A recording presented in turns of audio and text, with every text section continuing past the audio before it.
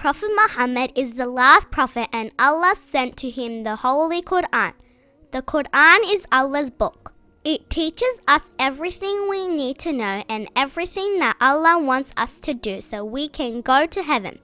After the Prophet Muhammad, Allah gave us 12 Imams to continue teaching us the Quran. The first Imam is Imam Ali alayhi salam. The last Imam is Imam al-Mahdi alayhi salam. When Prophet Muhammad was leaving the world, he told us to always follow the Quran and his family, the Ahlul Bayt. And that way we will always follow what Allah wants us to do and we will go to heaven. The Quran is the words of Allah, and the Ahlul Bayt is the family of Prophet Muhammad. Who are the Ahlul Bayt? They are the daughter of Prophet Muhammad, Sayyida Fatima, and the 12 Imams.